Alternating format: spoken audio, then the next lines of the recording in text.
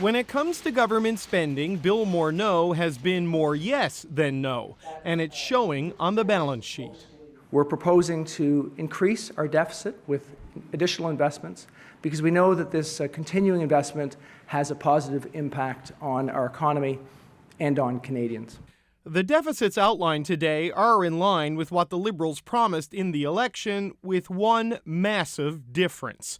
Deficits this large weren't supposed to happen for another 4 years, after all of their promises were delivered, as opposed to just 2 months after voting day, with an expensive to-do list remaining. Well, nobody said it was going to be easy. So our challenge will be to continue to grow the economy and make sure that we have the capacity to make the investments that we want to make for Canadians. The deficit is growing, but so are the economy, wages, and job levels, all of which makes this borrowing manageable.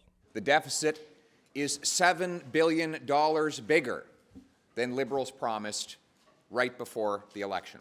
Unless you're a Conservative who campaigned on the promise of a balanced budget and haven't budged. You might not like those policies, but they are our policies. And we are going to stand up and fight for those policies, whether the Liberal establishment and the Liberal cabal likes it or not.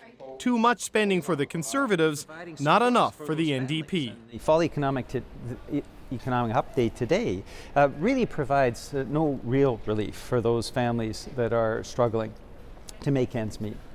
What this economic update should have included is a real push to put in place universal single-payer pharmacare.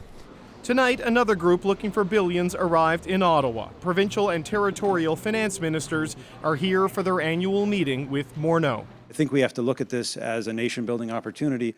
Okay, David, there's dinner tonight, there's some meetings tomorrow. Do we have a sense of if anything's going to come out of all that? Yeah, they're going to spend a lot of time talking about the Fiscal Stabilization Program, which is this little-known program we're all talking about because the oil-producing provinces, Alberta, Saskatchewan, Newfoundland, and Labrador, they want it changed. And the way this program works, Ottawa compensates a province with a big revenue drop from one year to the next. The problem is the compensation is capped, so it doesn't meet the need. Sure. So a unanimous proposal gone in from the provinces and the territories, lift the cap, retroactive payments to 2015, make it easier to qualify going forward, and spread the payments out over multiple years instead of 1 year. That's a big ask. That's billions of dollars, not a deal Bill Morneau can cut tomorrow, but have to go to Cabinet and Rosie, most likely something that gets dealt with in the new year when the Prime Minister sits down with all the premiers. Okay, David, something to watch tomorrow. Thank you for that, and thank you for being here.